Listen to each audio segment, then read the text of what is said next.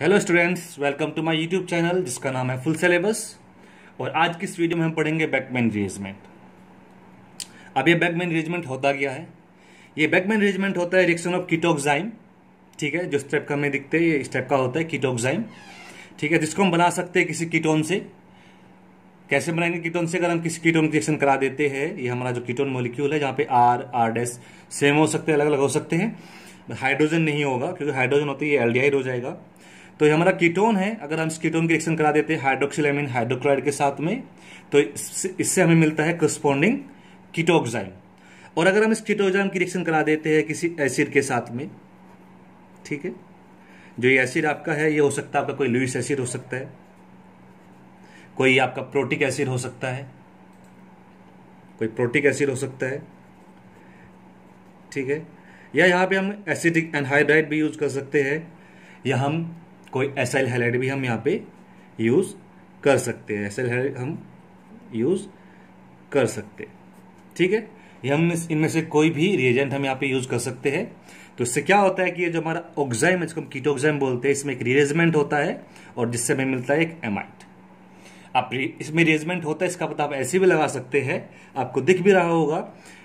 अगर इस कंपाउंड को आप देखें, इसमें इस कार्बन पे एक आर ग्रुप लगा हुआ है, एक आर डैश ग्रुप लगा हुआ है, और इस एमाइड में जो कीटोक्साइम से बना है बाय बैकमैन रिअरेंजमेंट, इस एमाइड में ये आर ग्रुप इस कार्बन से हटके नाइट्रोजन पे जाके अटैच हो गया है। तो उसमें किसी न किसी प्रकार का कुछ ना कुछ रिअरेंजमेंट हुआ है, तभी कुछ ऐसा होता है।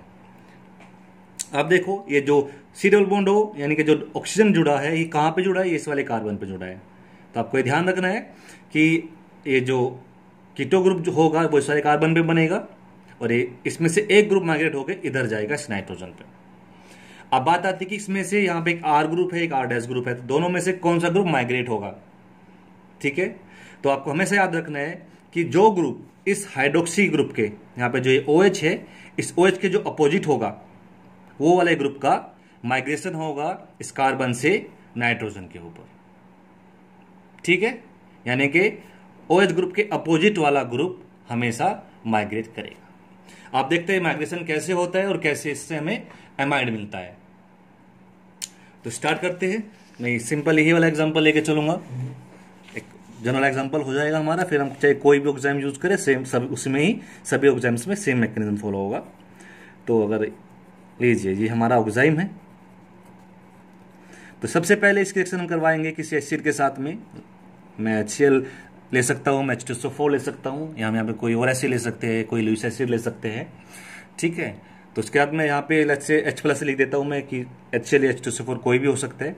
तो सबसे पहले स्टेप क्या होगा? सबसे पहले स्टेप होगा protonation of this OH group. ठीक है, लोन पेयर इस पर अटैक करेगा, तो इस OH ग्रुप का हो जाएगा आपका प्रोटोनेशन, OH+। ठीक है, प्रोटोनेशन होने के बाद क्या होगा? इसके यानी कि OH ग्रुप के जो अपोजिट ग्रुप होगा उस ग्रुप का माइग्रेशन होगा नाइट्रोजन पे, और यहां से ये ग्रुप निकल के जाएगा, यानी कि वाटर मॉलिक्यूल यहां से निकल जाएगा, and you will get something like this. इस कार्बन के ऊपर क्या आएगा? इस कार्बन के ऊपर आएगा प्लस चार्ज, क्योंकि यहां से ये बॉन्ड मूव होकर चला गया है नाइट्रोजन के ऊपर। ठीक है, इसके अगर रेजोनेंस फॉर्म भी हो सकती है, यहाँ पे नाइट्रोजन के पास लोन पेयर होता है, ये इधर आ सकता है, तो it can also exist in this form. Okay, अब नेक्स्ट स्टेप में क्या होगा? अब ये जो वाटर मॉलिक्यूल रिलीज हुआ है यहाँ पे जो ये वाटर मॉलिक्यूल रिलीज हुआ है, इसका अटैक होगा इस कार्बन पे। ठीक है, यहाँ पे अटैक करेगा ये, and this bond will move here. तो आपको एक नया मॉलिक्यूल मिलेगा जो कि कुछ इस तरह का होगा, double bond and R dash, यहाँ पे प्लस चार्ज। अगले स्टेप में क्या होगा? अगले स्टेप में होगा डिप्रोटोनेशन। यहां से एक प्रोटोन निकल जाएगा। जब प्रोटोन निकलेगा तो you will get this compound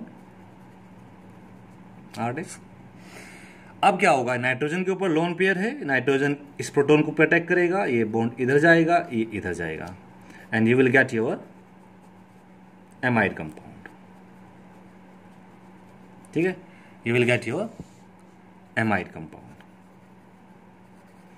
okay, ये इसका मैकेनिज्म होता है, सिंपल सा मैकेनिज्म है, सिंपल स्टेप है। अच्छा, ये जो दो स्टेप, एक ये वाला स्टेप है और एक ये वाला स्टेप है, इसमें ये भी हो सकता है कि पहले नाइट्रोजन यहाँ से प्रोटॉन ले, उसके बाद डीप्रोटोनेशन हो। ठीक है, इस तरह से भी आप इन दोनों स्टेप को दिखा सकते हैं, दोनों तरीके से दिखाना है इसके लिए ठीक होगा। ओके, अब इसमें आपको बस ध्यान रखने वाली बात कौन सी है, इसमें मोटा मोटी आपको सिर्फ दो तीन चीज़ों का ध्यान रखना है। एक चीज़, ये रिएक्शन ऑक्साइम की होती है, कीटोक्साइम की होती है। इसमें आपको कोई रिएक्शन में जो कंडीशन होगी वहाँ पे आपको कोई एसिड अवेलेबल होगा, HCl हो सकता है, H2SO4 हो सकता है, फॉस्फोरिक एसिड हो सकता है, POCl3 हो सकता है, यहाँ पे एसिडिक एनहाइड्राइड हो सकता है, या उस वहाँ पे क्या हो सकता है, एसाइल क्लोराइड हो सकता है। ठीक है, ऑक्साइम के साथ।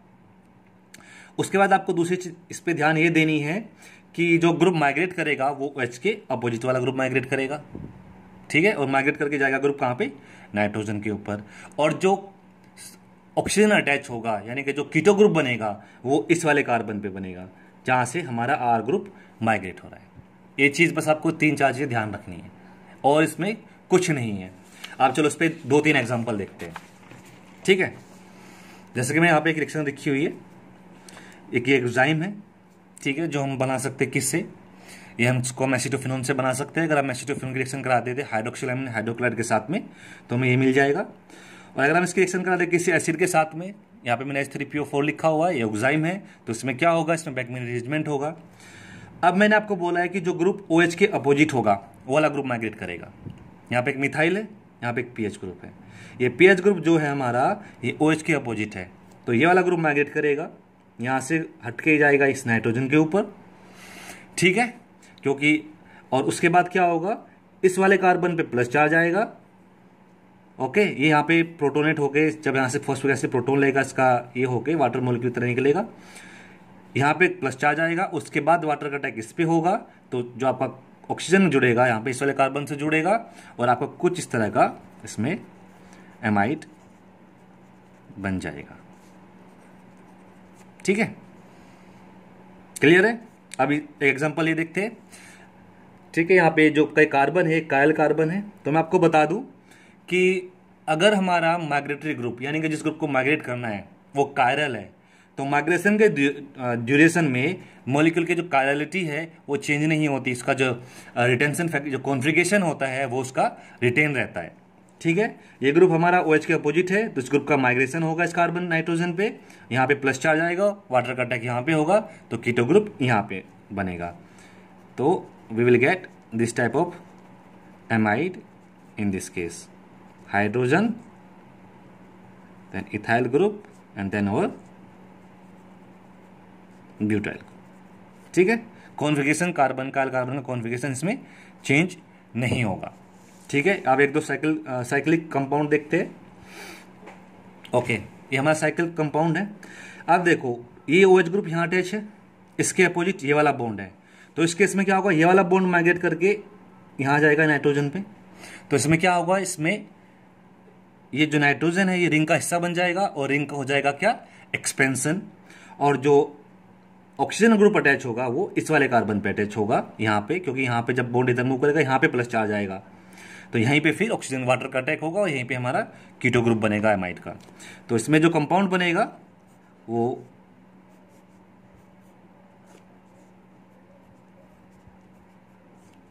ये कंपाउंड बनेगा। यहाँ पे रिंग का क्या होगा, एक्सपेंशन होगा, क्योंकि ये बॉन्ड मूव करके यहाँ पे ऐसे अटैच हो जाएगा। ठीक है, नेक्स्ट एग्जांपल देखते हैं। ये भी एक हाइड्रोक्सिलामीन है जो साइक्लोहेक्सोनोन से बना सकते हैं। ठीक है, इसके रिएक्शन HCl के साथ करवाएंगे। तो यहाँ पे देखो, OH के अपोजिट जो बॉन्ड है ये वाला बॉन्ड है, इस वाले बॉन्ड का माइग्रेशन होगा यहाँ से यहाँ। ठीक है, और यहाँ पे प्लस चार्ज आएगा, तो कीटो ग्रुप यहाँ पे अटैच होगा, ऑक्सीजन यहाँ पे अटैच होगा, तो जो एमाइड का जो कीटो ग्रुप बनेगा, जो CO ग्रुप बनेगा वो यहाँ पे बनेगा, नॉट कीटो ग्रुप, जो एमाइड का CO ग्रुप बनेगा वो यहाँ पे बनेगा। ठीक है, क्योंकि यहाँ प्लस चार्ज आएगा और ये बॉन्ड यहाँ पे बनेगा, तो रिंग का एक्सपेंशन होगा, नाइट्रोजन रिंग का हिस्सा बनेगा। तो इस केस में बनेगी हमारे पास एक 7 मेंबर रिंग हमें मिलेगी, इसमें कुछ इस टाइप की।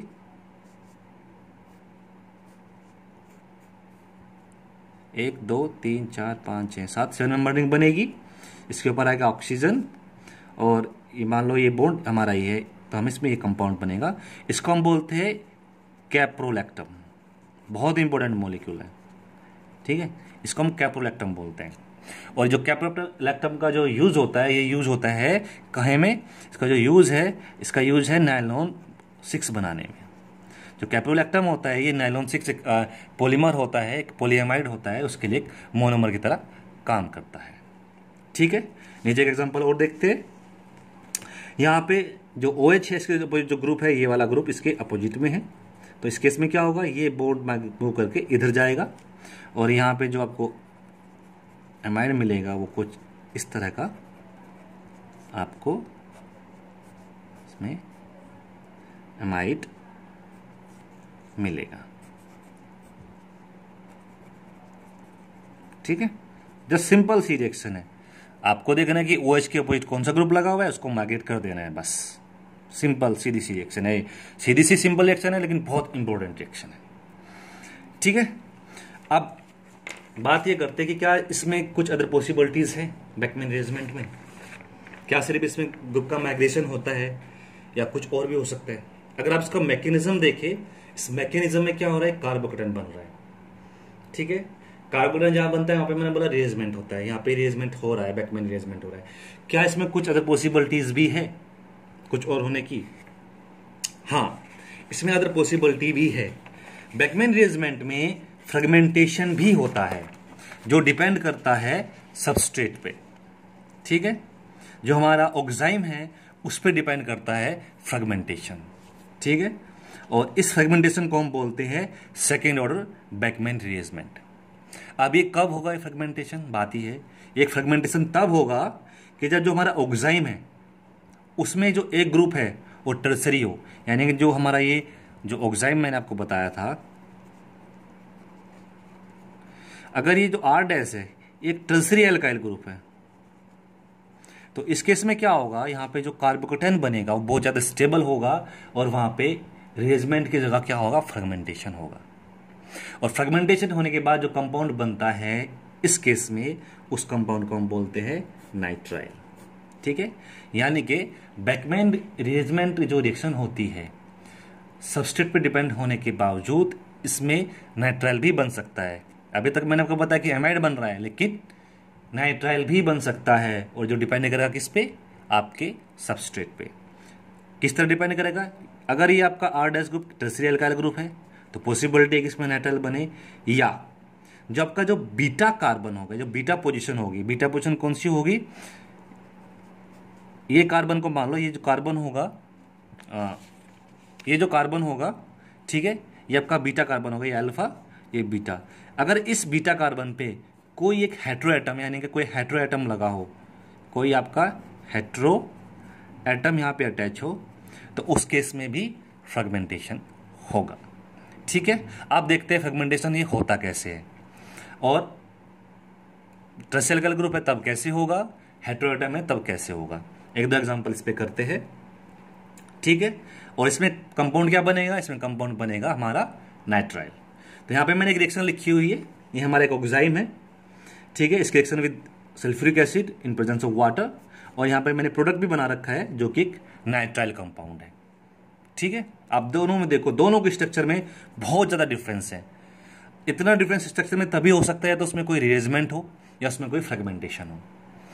तो मैंने आपको बताया रिअरेंजमेंट तो उसमें नहीं हो सकता, क्योंकि हम रिअरेंजमेंट होता तो हमें एमाइड मिलता। तो यहाँ पे क्या हो रहा है, क्योंकि यहाँ पे नाइट्राइल मिल रहा है तो यहाँ पे कोई फ्रेगमेंटेशन हो रहा है। अब ये फ्रेगमेंटेशन कैसे हो रहा है, अब हमें ये देखना है, तो मैं आपको बताता हूँ कि कैसे फ्रेगमेंटेशन हो रहा है। सो सबसे पहले स्टेप क्या होगा, सिंपल वही ऑक्सीजन के लोन पर अटैक करेगा एसिड पे, और ये आपका जो OH ग्रुप है इट विल गेट प्रोटोनेटेड।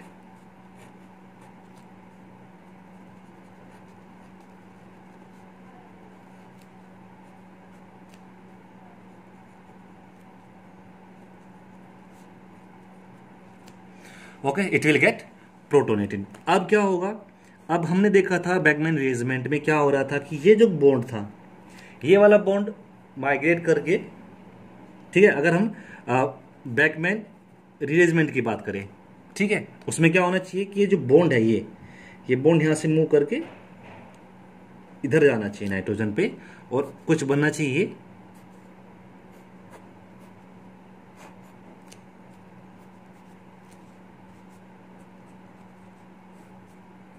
कुछ इस तरह का हमें कंपाउंड मिलना चाहिए। ठीक है, अगर इसमें हमारा बैकमैन रीअरेंजमेंट हो रहा है। ओके, लेकिन अगर ये ग्रुप यहां से हटके ये बॉन्ड यहां पे जा रहा है, ऐसे बॉन्ड बना रहा है और फिर ये OH ग्रुप निकल के जा रहा है, तो हमें जो कंपाउंड मिलेगा, हमें मिलेगा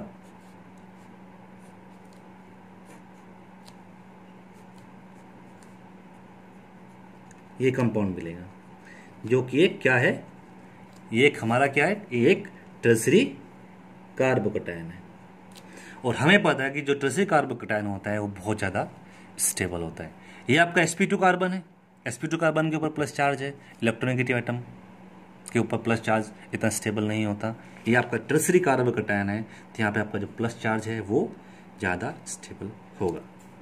ठीक है, समझ में आया ये चीज़। अब क्या होगा, अब होगा इसमें एलिमिनेशन ऑफ प्रोटॉन। ठीक है, अब इसमें होगा एलिमिनेशन ऑफ प्रोटॉन। अब एलिमिनेशन प्रोटॉन भी दो जगह से हो सकता है, एक तो यहां से प्रोटॉन निकल सकता है और एक प्रोटॉन निकल सकते हैं इन दोनों में से कोई से भी मिथाइल ग्रुप से। अब कहां से प्रोटॉन निकले, अगर हमारा ये वाला प्रोटॉन निकलता है, ठीक है, इस प्रोटॉन को निकालते हैं, यहाँ पे मिथाइल ग्रुप भी है, ये हमें याद रखना है। अगर मैं इस प्रोटॉन को निकालूं तो जो कंपाउंड मिलेगा ये कुछ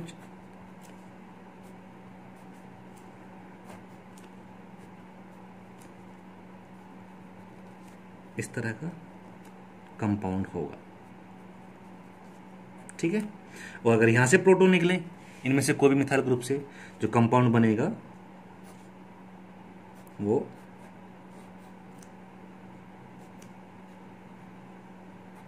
कुछ इस तरह का हमारा कंपाउंड होगा। ठीक है,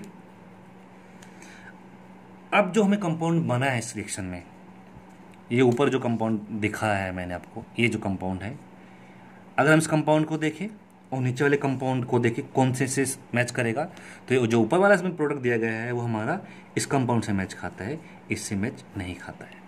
ठीक है, अगर आप इसको रीअरेंज करके लिखेंगे, अगर आप इसको रीअरेंज करके लिखेंगे तो ये आपको कुछ इस तरह से ही मिलेगा। ठीक है, तो इस तरह से होता है फ्रेगमेंटेशन।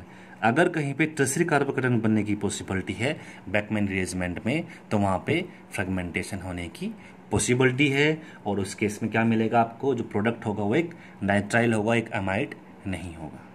ठीक है, ये तो हो गया हमारा कब, जब कोई टर्सरी ग्रुप अटैच है, कोई टर्सरी एल्काइल ग्रुप लगा हुआ है।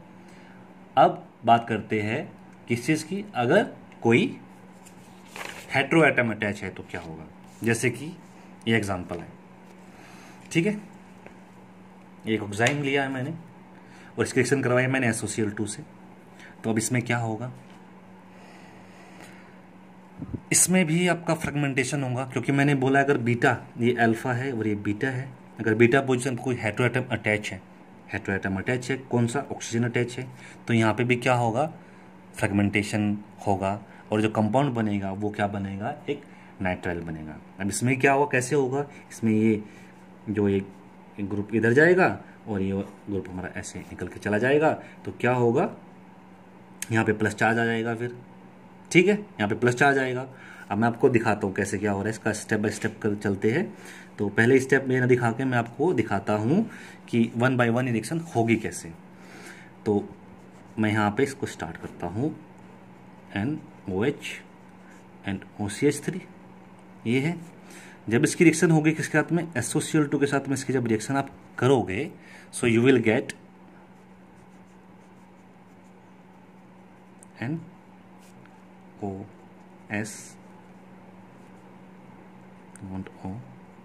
Cl OCH3 एंड देन ये बॉन्ड यहां और ये निकल के बाहर, सॉरी यहाँ पे H भी है, प्लस है। ठीक है, तो यहाँ से फिर क्या निकलेगा, यहाँ से आपको निकल जाएगा एक वाटर मॉलिक्यूल, सॉरी यहाँ से निकलेगा HCl और यहाँ से निकलेगा SO2 निकलेगा, and you will gate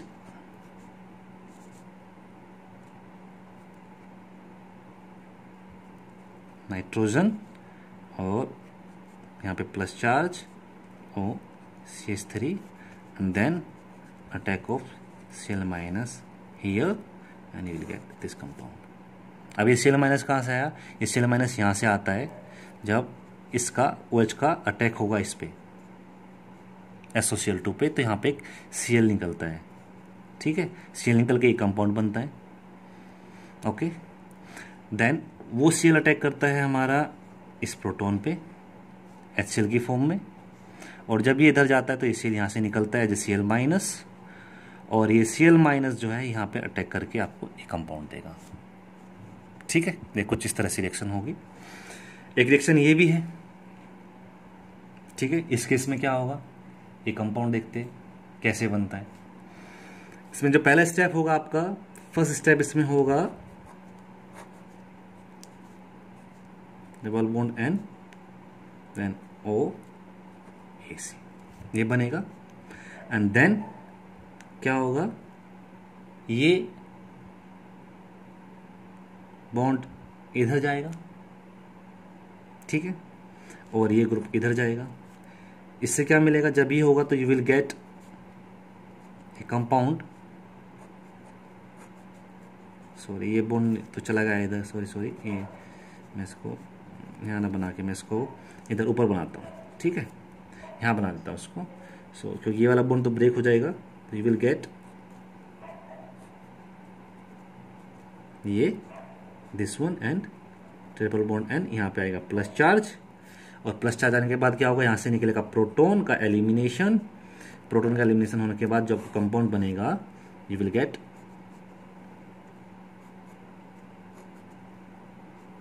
triple bond, यहाँ पे ये एंड Cl, ये कंपाउंड बनेगा। अगर आप इसको रिअरेंज करके लिखेंगे, so it will look like this.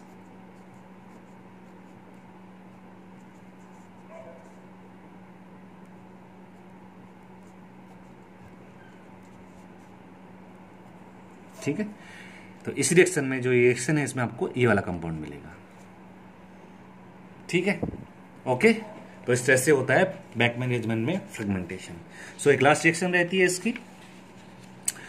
Reaction क्या कहती है, if migrating group of oxime has hydroxyl group then it converts into isonitrile. चलो भाई, पहले एमाइड देखा, फिर नाइट्राइल देखा, अब आइसोनाइट्राइल पे भी आ जाओ, ठीक है। लेकिन कंडीशन सबके केस में अलग अलग है। अगर हमारे पास टर्सरी अल्काइल ग्रुप है या अल्फा बीटा कार्बन पे कोई हाइड्रोटम लगा हुआ है तो हमें फ्रेगमेंटेशन मिलता है, अदरवाइज सिंपल बैकमैन अरेंजमेंट होता है। अब आइसोनाइट्राइल कब बनेगा, अगर ये हाइड्रोक्सिल ग्रुप प्रेजेंट है और रिएक्शन में जो सबस्ट्रेट रिएजेंट है वो हमारे कौन से है, ये वाले हैं, एराइल सल्फोनाइल क्लोराइड और प्रीडिन की प्रेजेंस में हम रिएक्शन कर रहे हैं। फॉर एग्जाम्पल, ये हमारा एक ऑक्साइम है, इसमें आप देखें तो इस ग्रुप के पास क्या है, एक OH ग्रुप है, ठीक है। अब सर ये मैग्नेटिक ग्रुप तो नहीं है, बट इसी पार्ट का हिस्सा है, इस कार्बन का हिस्सा है जिससे मैग्नेटिक ग्रुप लगा हुआ है, इसी कार्बन पे एक एल्काइल ग्रुप लगा हुआ है, और इस एल्काइल ग्रुप के पास में क्या है, एक OH ग्रुप है। अगर ऐसा हमारे पास अवेलेबल है सबस्ट्रेट और ये हमें एराइल सल्फोनाइल क्लोराइड के प्रेजेंस में हम रिएक्शन करा रहे हैं with pyridine as a base, using pyridine as a base, so क्या मिलेगा हमें मिलेगा आइसोनाइट्राइल। अब रिएक्शन कैसी होगी, सबसे पहले होगी रिएक्शन अटैक ऑफ दिस, इसका जो ये OH का जो लोन पेयर है ये हमारा अटैक करेगा कहाँ पे, इसका अटैक होगा यहाँ पे, Cl निकलेगा और हमें मिलेगा ये कंपाउंड, ठीक है। पहला स्टेप इसमें ये होगा। देन क्या होगा, ये जो फिनाइल ग्रुप है, ठीक है, this phenyl group will migrate on this nitrogen, ठीक है, और ये ग्रुप यहां से निकल के जाएगा and will get this carbocation, ठीक है। सेम टाइप का कार्बोकेटायन हमें कहाँ मिला था, हमने कहाँ देखा था, एमाइड बनने में, जब बैकमैन अरेंजमेंट से हम एमाइड बना रहे थे। अब क्या होगा, ये बॉन्ड इधर और ये बॉन्ड इधर, and you will gate benzaldehyde, और that will depend on this pH की जगह कोई R ग्रुप लगा होगा, that depend on that, or any aldehyde. Along with this you will get this compound which is your isonitrile. This is the another form of isonitrile. So आपको ध्यान रखना है कि बैकमैन अरेंजमेंट में सिर्फ amide ही नहीं बनता, उसमें नाइट्राइल भी बन सकता है, उसमें आइसोनाइट्राइल भी बन सकता है, and that will depend upon reaction conditions and the substrate. I hope कि आपने रिएक्शन को एंजॉय किया होगा, आपने इस लेक्चर को अच्छे से देखा होगा, आपको चीज़ें समझ में आई होगी। अगर आपको कुछ समझ में नहीं आई है, कोई आपका डाउट है, तो आप कमेंट बॉक्स में डाल के मुझसे अपना डाउट क्लियर कर सकते हैं। Thank you so much for giving your time and watching this video. अगर वीडियो आपको पसंद आई है तो लाइक कीजिए और सब्सक्राइब कीजिए, अपने फ्रेंड्स को रिकमेंड कीजिए और बेल आइकन को दबा के नोटिफिकेशन को एक्टिव कीजिए। जैसे ही मैं कोई नई वीडियो डालूंगा उसका नोटिफिकेशन आपको मिल जाएगा। Thank you so much.